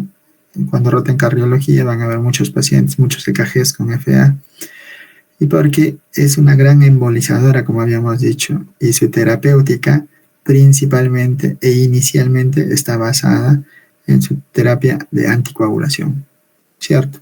Por eso la warfarina y el seguimiento por IN con INR es bastante común, al menos en nuestro medio, que todavía no hay acceso a otros tipos de anticoagulantes, ¿no? O inhibidores directos de la trombina, por ejemplo. Entonces, puede estar relacionado con frecuencias cardíacas de 300 latidos por minuto. Entonces, miren este latido normal y esta FA, ángulo estrecho, irregular, y ondas F, pequeñitas, ondas F pequeñas, minúsculas, no hay onda P. ¿Qué cosa es? Fibrilación auricular. Esto en el examen viene este EKG y les pido la terapéutica principal, para empezar ya saben que es FA. Y segundo, ya saben que la terapéutica principal es anticoagulación. Entonces, según el tiempo, puede ser paroxística si dura menos de 7 días, esta FA. Puede ser persistente más de 7 días, persistente de largo plazo, más de un año y permanente, ¿no? Acá lo que se hace es anticoagular y controlar la frecuencia cardíaca. Podemos también cardiovertir en algún momento. Casi la cardioversión eléctrica vamos a relacionarlo con inestabilidad y con falla de las terapéuticas anteriores, ¿no? Inestabilidad hemodinámica y falla de terapéutica anterior. Entonces, si hay inestabilidad hemodinámica, es cardioversión eléctrica, sí o sí. Cualquier taquiarritmia, QRS estrecho o ancho con inestabilidad hemodinámica es quemarlo. Cualquier taquiarritmia, ya porque son causales de muerte súbita. Este es cardioversión eléctrica. Entonces, el tratamiento de la FA estable, vamos a recordarlo con FAR, ¿no? El corazón de la terapéutica, anticoagulación, ¿ya? Antagonistas de vitamina K, la warfarina, o anticoagulantes orales directos como el dabigatran, se puede utilizar, que no necesitan incluso seguimiento o monitoreo como INR, ¿no? Como la warfarina. Luego hay que controlar el ritmo. La cardioversión eléctrica puede ser una respuesta para controlar el ritmo, o la cardioversión farmacológica, ¿no? Con amiodarona, propofenona, ¿no? En jóvenes y en otras patologías, propofenona.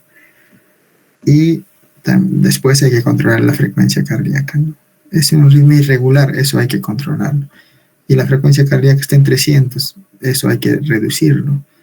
Beta bloqueante, calcio antagonista, ¿no? Si hay FA con ICC, que es pregunta clásica de examen, casito clínico, paciente con el siguiente electrocardiograma, no les voy a decir el diagnóstico, y además tiene antecedentes de insuficiencia cardíaca congestiva. Diga la terapéutica o la mejor terapéutica, ¿no? Indicada.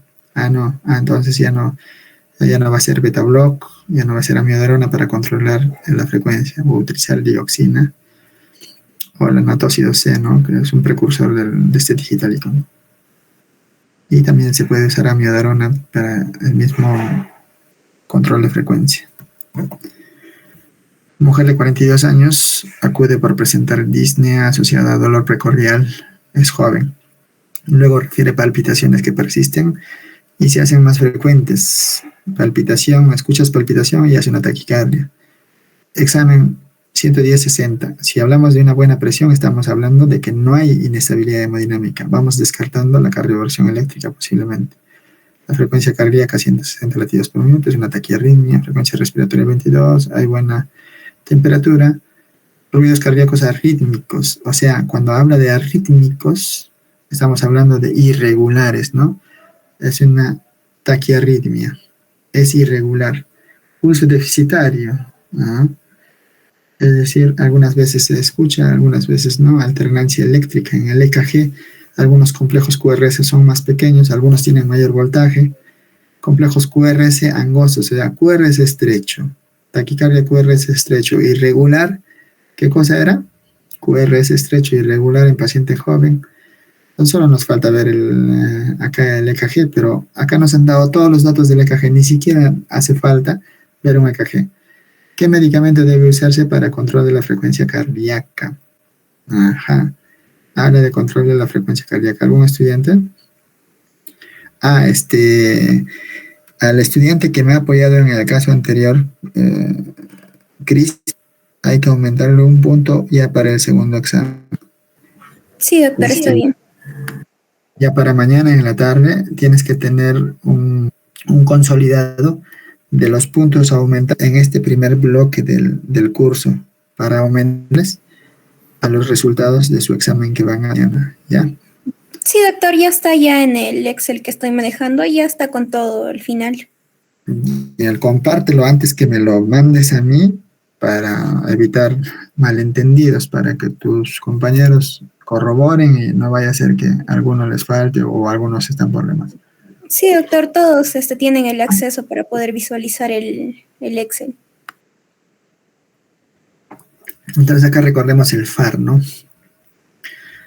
Acá la frecuencia, la anticoagulación y el ritmo, ¿no? Acá nos pide control de frecuencia. ¿Algún estudiante que quiera apoyar por acá? Yo, doctor, ¿Con quién hablo? con Morelia, doctor. Morelia. Entonces, Morelia, para empezar, cuál es tu diagnóstico acá? Doctor, sería lo que es taquicardia supraventricular paroxística. Ajá. Pero hija, acá dice ruidos cardíacos arrítmicos, o sea, te está hablando de una irregularidad del ritmo. Cuando hablábamos de la taquicardia paroxística supraventricular, ese ritmo era bien irregular, ¿te acuerdas? Que el estudiante anterior vio un EKG con complejos QRS equidistantes. En este caso no puede ser una taquicardia paroxística supraventricular. Si es supraventricular, es una taquiarritmia supraventricular, pero no es una TPSB, porque es arrítmico, que es irregular. ¿Alguien más que quiera participar? Yo, doctor, buenas noches. ¿Con quién hablo? Con Yandira, doctor. Yandira, a ver, dime. Sí, doctor, en este caso se trataría de una fibrilación auricular, ya que los complejos QRS son angostos y son arrítmicos más que nada, ¿no? Ajá. Y bueno, para el tratamiento, sí, doctor, sería el verapamilo. Para control de frecuencia, ¿no? Entonces, Sí. claro, el verapamilo, un calcio antagonista, ¿no es cierto? También hablábamos de la amiodarona, o sea, un calcio antagonista para control de la frecuencia, ¿no? Enoxaparina es anticoagulante, ¿no? Enoxaparina se va descartando porque no nos pide para anticoagular. Si bien es cierto, es uno de los pilares del tratamiento, pero en las alternativas de anticoagulación habíamos visto warfarina, dabigatran, aunque en situaciones de emergencia tal vez sí se puede utilizar enoxaparina, ¿no? 1 o 2 dosis, pero no es como para dar una terapia de mantenimiento, ¿no? La lidocaína más para procesos ventriculares y la adenosina ya es una cardioversión farmacológica, ¿no? Sobre todo para el ritmo, no para la frecuencia, ¿no es cierto? Entonces, recuerden acá, los pilares de tratamiento de la fibrilación auricular: anticoagulación, control de ritmo y control de frecuencia.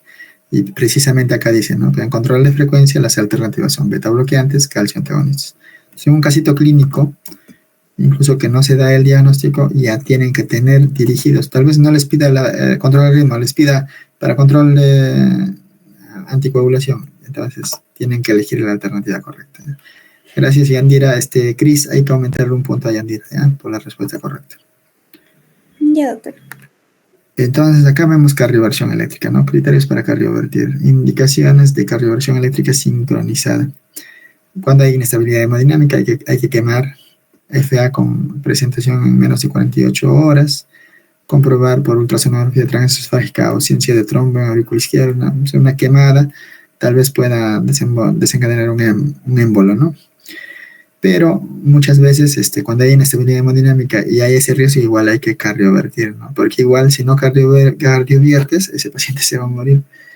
Que el paciente lleve más de 3 a 6 semanas anticoagulado con un INR de 12,3. ¿Algún voluntario me puede decir la diferencia entre cardioversión eléctrica y desfibrilación? Que levante la mano.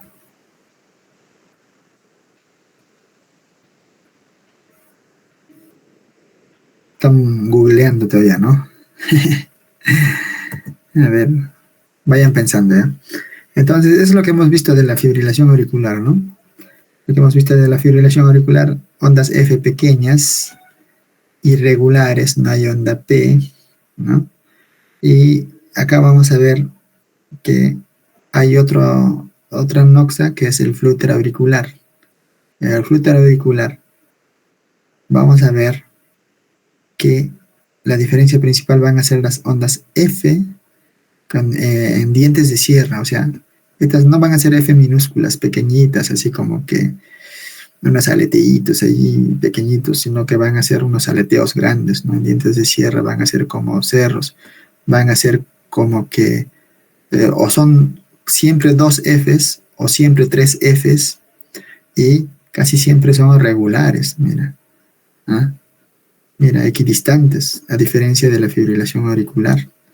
Entonces, un caso clínico dado con este EKG, de lejos van a diagnosticar el flúter auricular, ¿no?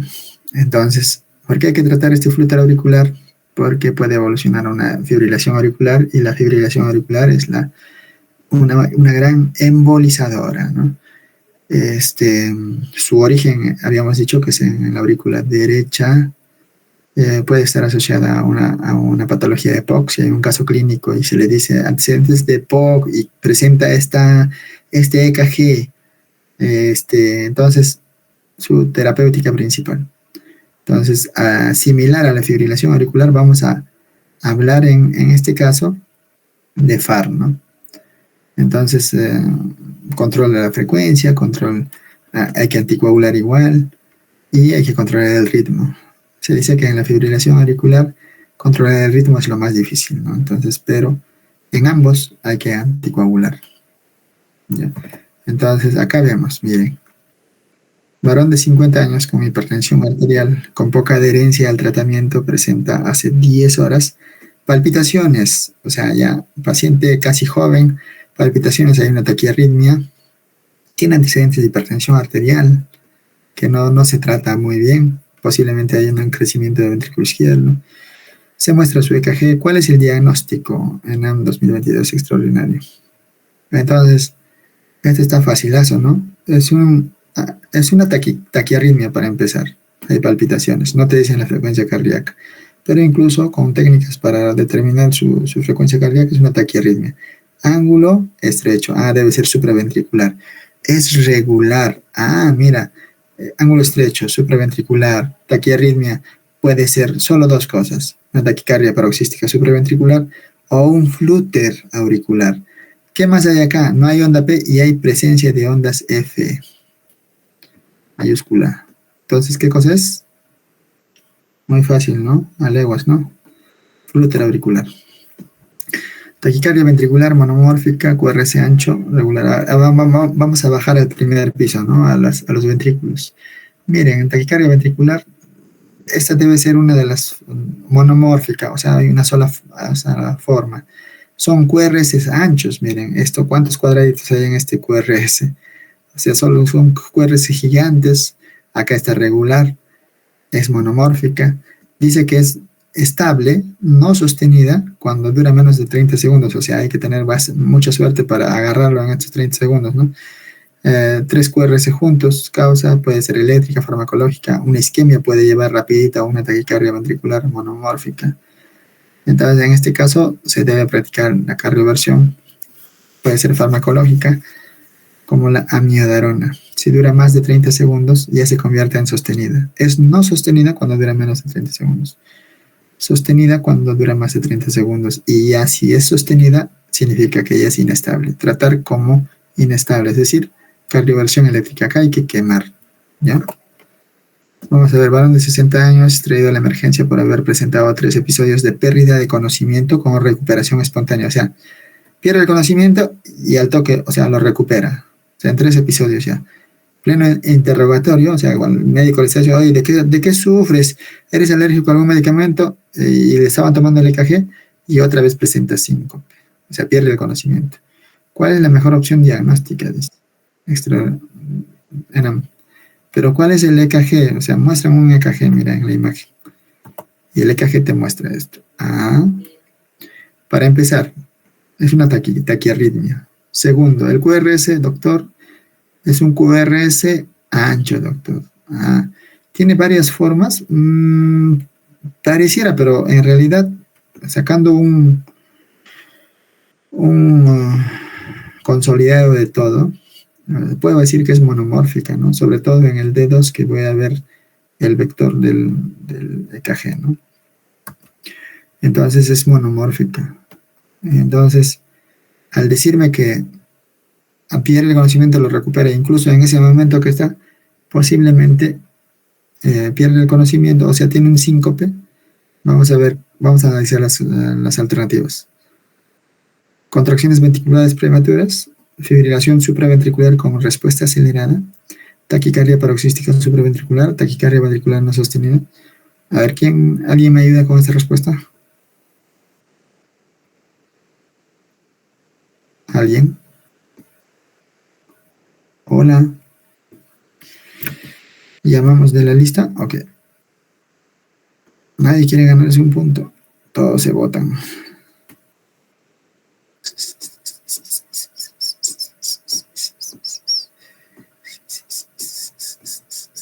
O no están. Una de dos. Lisette Maili Poma. Buenas noches, doctor. Hola, Lisette. A ver, ayúdame con este casito. Es este EKG. Bueno, de acuerdo al EKG, doctor, observamos QRS ancho. Ujú. También... Si es QRS ancho, ¿qué te va diciendo? ¿Qué te va diciendo el QRS ancho? ¿Es una taquiarritmia supraventricular o ventricular? Ventricular, doctor.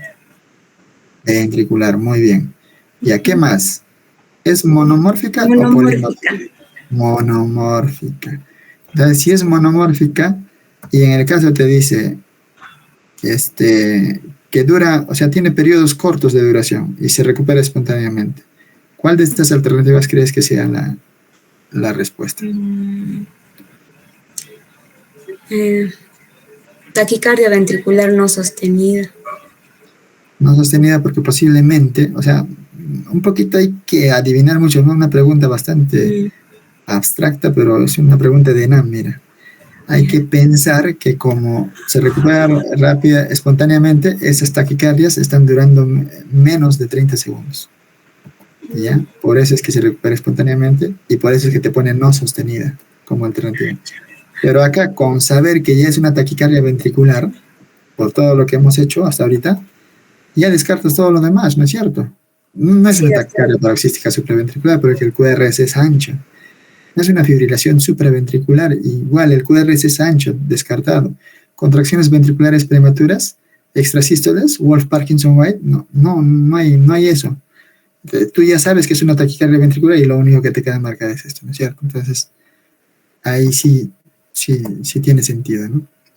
Entonces, la taquicardia ventricular que duraría más de 30 segundos ya sería inestable, ¿no? Y más peor aún si ya hay inestabilidad hemodinámica, real sensorio. Si es monomórfica, cardioversión eléctrica. Acá ya no es monomórfica, miren. Acá es como una cinta que se va doblando, una taquicardia ventricular que tiene esta particularidad, ¿no? Se le denomina torsades de Pointes, ¿no? Polimórfica, taquicardia ventricular sin pulso, puede ser. Hay que ver si es polimórfica, hay que tomar el pulso al toque. Entonces, si es sin pulso, es un ritmo ya de paro. Hay que recordar los ritmos de paro que hemos hecho, creo que el mes pasado. Ahí se desfibrila. Si es monomórfica, se cardiovierte. Si no se controla, fibrilación ventricular. Valorar beta-block y desfibrilador autoimplantable para prevenir, ¿no? nuevas crisis. Entonces, antes de ver a este profe que, mire, acá ponen, paciente de 65 años con antecedentes de un infarto de miocardio, de cara anterior que presenta una taquicardia con QRS ancho, que se acompaña de hipotensión. O sea, hipotensión 70-40, esto ya es shock, o sea, hay inestabilidad hemodinámica. Es una taquicardia QRS ancho, entonces es una taquicardia ventricular. Y de obnubilación, trastorno del sensorio, o sea, está hemodinámicamente inestable. ¿Cuál de los siguientes tratamientos de elección? ¿Qué le vas a poner? Lidocaína, amiodarona, procainamida, cardioversión eléctrica urgente, cardioversión eléctrica urgente, ¿no es cierto? Vamos a ver qué dice acá el doctor, ¿ya? Escuchen con atención. Taquicardia, me da igual la que sea, inestable, cardioversión eléctrica urgente. Me da igual lo que sea. Taquicardia, me da igual lo que sea. Pero doctor, ¿y si es una FA y le da un ictus? Mire para allá, señora. ¡Ah! Cardioversión eléctrica urgente. Sin pensar. Si piensas el paciente, palma. Cardioversión eléctrica urgente. Y una vez que hemos salvado la vida del paciente, nos vamos en la cafetería, hermanos de sangre. Venga, a ver qué ha tenido. Taquicardia regular, QRS ancho, TV, en un paciente con cardiopatía, TV, en un paciente con cardiopatía isquémica, TV casi de manera exclusiva, casi el 100%. Entonces, taquicardia ventricular, cardioversión eléctrica, ¿no? Entonces, ¿alguien ya me puede decir cuál es la diferencia entre cardioversión y desfibrilación? Para su punto. Bueno, seguimos. ¿Cuál es el ¿Quién es? ¿Quién es? Maricruz, doctor. ¿Maricruz qué? Poma Cancheri, doctor. Hola. Ya, Maricruz, dime, cuéntame. Bueno, según lo que he visto, la cardioversión eléctrica usualmente se va a utilizar para problemas más auriculares como el flutter o la fibrilación auricular, aunque también se utiliza el último que vimos, que es la taquicardia ventricular monomórfica. Son, por así decirlo, problemas un poco más estables que tienen que ver más con problemas de ritmo. En cambio, para utilizar la desfibrilación se puede utilizar cuando es una taquicardia ventricular ya sin pulso. Son problemas más de emergencia, por así decirlo. Además que la desfibrilación es más ventricular, taquicardia ventricular sin pulso y la arritmia ventricular también sin pulso. Eso puede ser la diferencia. Maricruz, ¿cuál es la diferencia? O sea, ¿cómo diferencias? Yo tengo un desfibrilador en sala de operaciones. Entonces, ¿qué diferencia? En ambos casos, en la cardioversión y en la desfibrilación, en ambos utilizas un voltaje expresado en joules y quemas al paciente, le das una descarga eléctrica, ¿no es cierto? Das un golpe de electricidad. Pero ¿cuál es la diferencia? O sea, en ambos casos, o sea, a simple vista se hace lo mismo. Se ponen las paletas y se desfibrila o se cardiovierte eléctricamente. Pero ¿cuál es la diferencia? ¿Por eso la carga, doctor? La carga. ¿Qué pasa en la carga en una desfibrilación y en una cardioversión? ¿Qué pasa? Bueno, como le estaba explicando, en la desfibrilación se necesita pues una carga mayor porque no hay pulso y además el ritmo está totalmente alterado. Ya, una carga mayor. Ya, anoten porque es pregunta de examen. 4 joules por kilo de peso, aprox. Paciente adulto, pueden comenzar con 150, 200, 250, ¿no? De acuerdo a al número de desfibrilaciones que se va haciendo. Entonces, en una cardioversión, se utiliza 0.5 o 1 joules por kilo de peso, ¿no? Puede darse 50 joules a un paciente adulto. Entonces, la carga, o sea, es mucho menor. La cardioversión se hace en un paciente despierto, hay que sedarlo a veces, incluso se firma un consentimiento informado.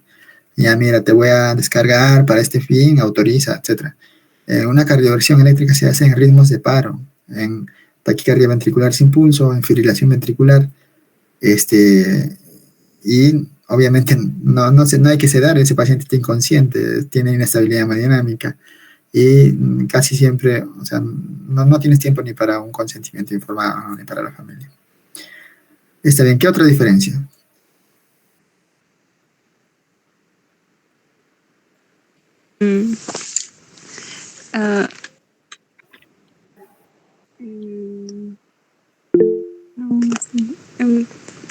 No sabría decirle, doctor. A ver, ¿quién está levantando la mano? Doctor, bueno, si no me equivoco, una diferencia en cuanto a la cardioversión, principalmente estaría orientada a restaurar, por así decirlo, o recuperar el ritmo sinusal, teniendo en consideración que se debería sincronizar tal vez con la QRS, y en caso de la desfibrilación sería directamente reactivar en caso de reactivar los impulsos eléctricos o reiniciar la actividad eléctrica. Claro, está bien. Hay un botón en todo equipo de desfibrilación que se llama SYNC, ¿no? Está en inglés, SYNC. Entonces, este botoncito hay que activarlo en los casos de que se cardiovierte. Es la característica, está bien. ¿Cuál es tu nombre? Ángel. ¿Ángel qué? Rojas. Ya, Ángel Rojas, hay que aumentarle su puntito, ¿ya?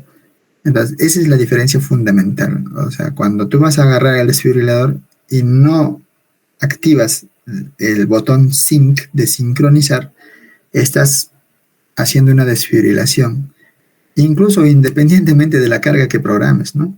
O sea, no estás sincronizando la descarga eléctrica con un complejo QRS. ¿Ya? En la cardioversión tú sincronizas el momento de la descarga con el complejo QRS. Tú puedes aplastar el botón de descarga en cualquier momento, pero el equipo va a descargar la electricidad identificando un complejo QRS, ¿no? En el momento en el que hay una contracción del ventrículo, ¿no? Entonces, esa es la diferencia, es una de las diferencias principales, ¿ya?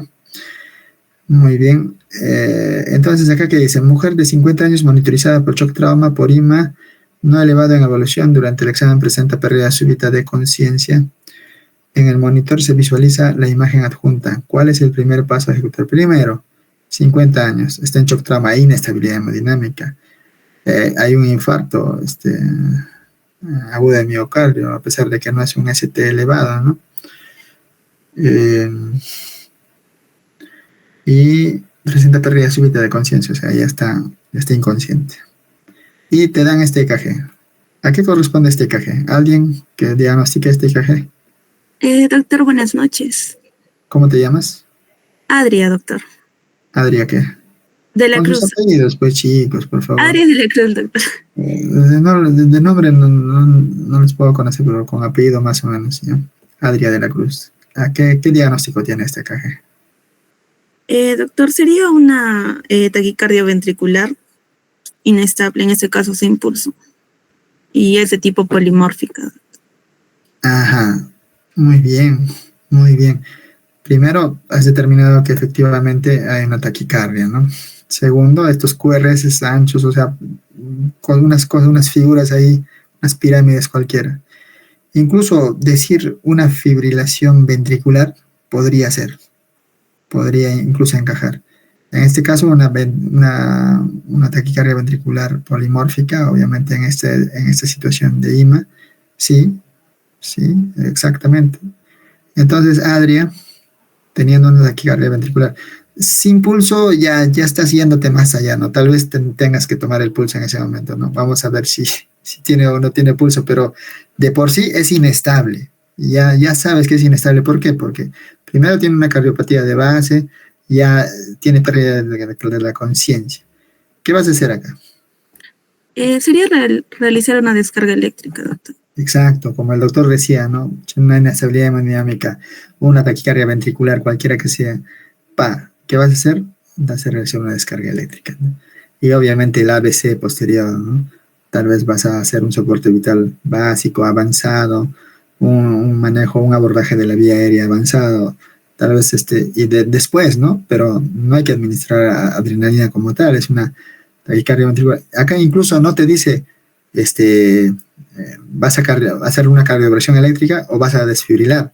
Te da una alternativa amplia, ¿no? Como que si está inestable y hay pulso, posiblemente vas a cardiovertir.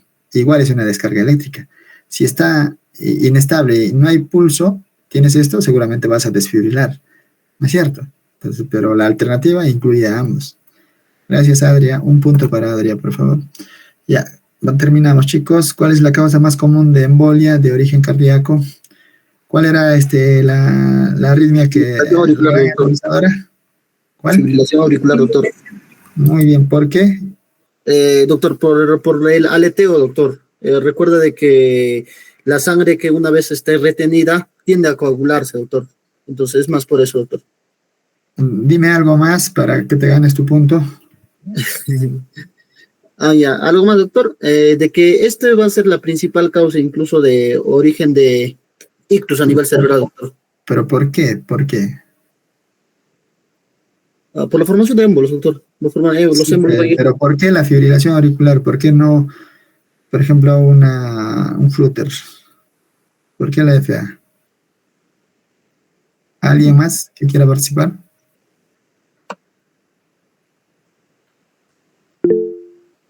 A ver, dime. Doctor, es la fibrilación auricular. Ajá, ¿por qué?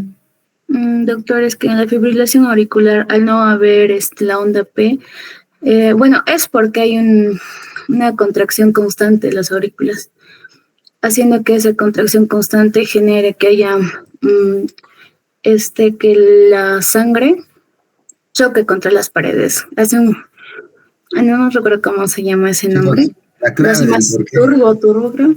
Algo así, doctor, y eso hace que genere más embolias. Ya, pero ninguno me ha dicho lo que quería escuchar. La clave del por qué, y como les mencionaba, o sea, el por qué está orientado a que ustedes rememoren un dato importante que les he dado de las taquiarritmias más importantes. El origen del foco ectópico.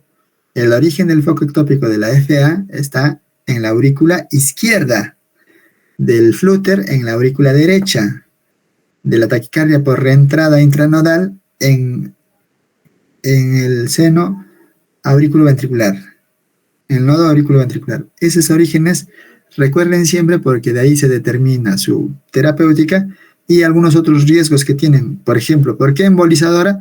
Porque su origen, foco ectópico, doctor, está en la aurícula izquierda, y la aurícula izquierda tiene que ver con la circulación sistémica. ¿Ya? Con la circulación sistémica. Se forman los coágulos ahí y pasa al ventrículo izquierdo y se va los émbolos a la circulación sistémica. ¿En qué arritmia no utilizaría amiodarona? Dicen que amiodarona en todas las arritmias, ¿no? Por ahí lo mencionamos en las diapositivas. Más bien se usa sulfato de magnesio. ¿Alguien? Torsades de Point, ya chicos, para fines de este examen, porque prolongaría más el QT y la repolarización hasta empeora la arritmia, ¿ya? Rapidito vamos a ver, chicos, esto ya para terminar. El otro lado, ese 10% que son las bradiarritmias, y que lo más importante de bradiarritmias son los bloqueos. Ya en los bloqueos, acá un paciente de 65 años es traído por síncope. Habíamos dicho que el síncope es para abajo, bradiarritmia.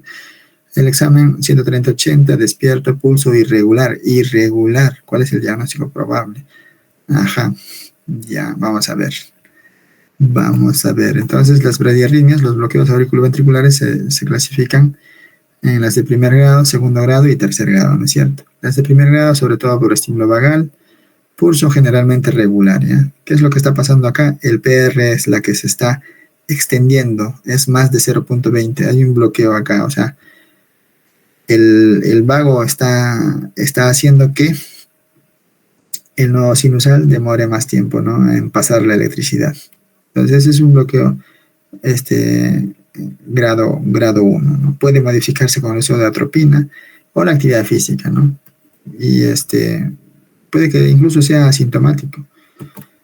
Ese es el grado 1. En las bradiarritmias del grado 2 pueden ser de dos tipos, ¿no? Movitz 1 y Movitz 2. Movitz 1, bastante preguntado en exámenes por este fenómeno de Wenckebach. El Wenckebach, pulso generalmente regular, puede ser regular hasta que en algún momento este PR se va alargando, ¿no?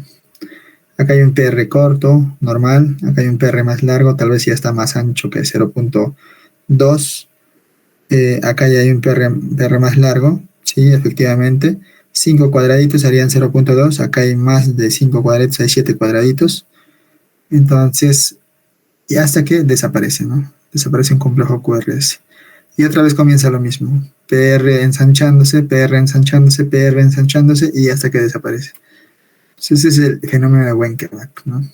Wenckebach acá, si no tratamiento, si es asintomático, o sea, hay que dejarlo ahí, pero si es sintomático, marca paso, ¿no? Y síncope, marca paso relacionado con infarto agudo de miocardio de cara inferior. Entonces si hay un caso clínico que te dice, en el siguiente EKG, un paciente con antecedente de edema en cara inferior presenta síncope, diga el manejo, la alternativa más correcta en relación a su manejo. Hay varias alternativas: atropina, adenosina, marcapaso. Entonces, ¿qué van a marcar?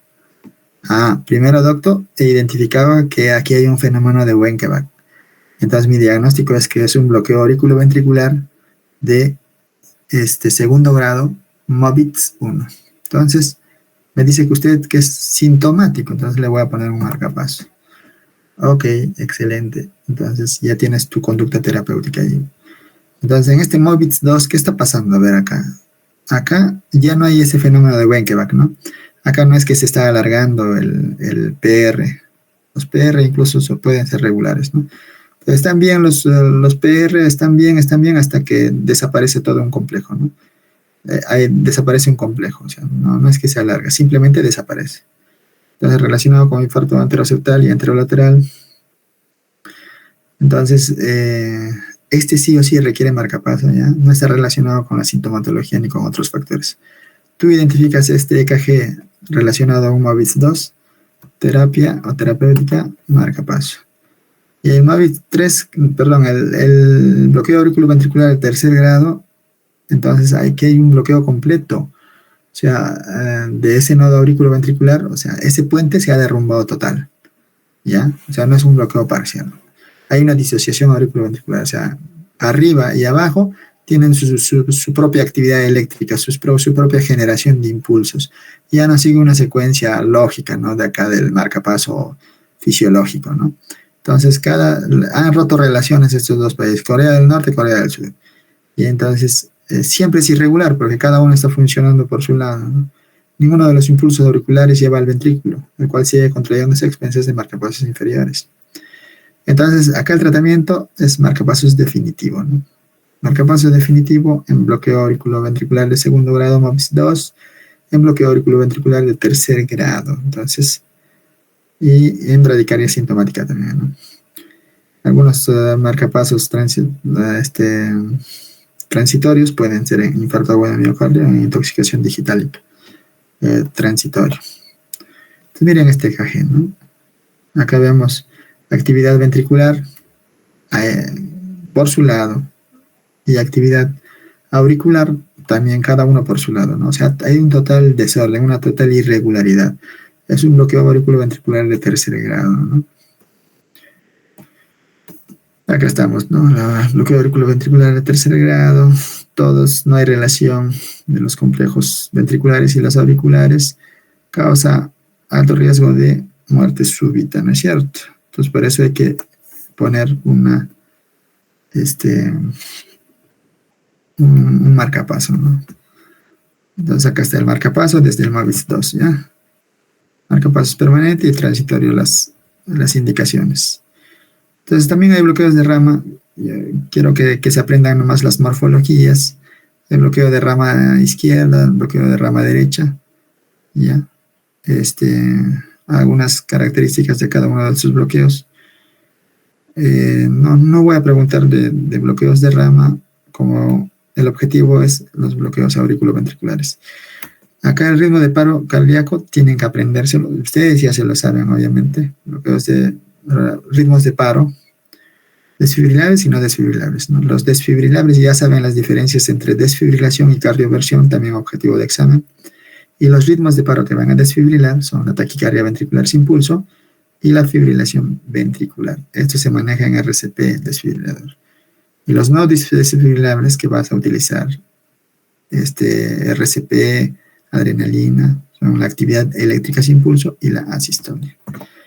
Chicos, el buen médico trata la enfermedad, el gran médico trata al paciente que tiene la enfermedad. Entonces tienen que ver al paciente de una manera integral. Muy bien, esa era la clase que estaba programada para hoy día.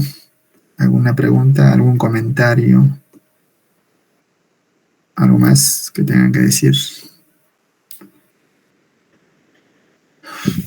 Bien, chicos, mañana el examen a las 2 de la tarde, ¿no? Puede que sea el examen y continuamos con el examen oral también. El examen oral también hay que dar mañana. Entonces, traten de estudiar, traten de repasar todo y nos vemos mañana. Ya, chicos, descansen. Goodbye, see you later.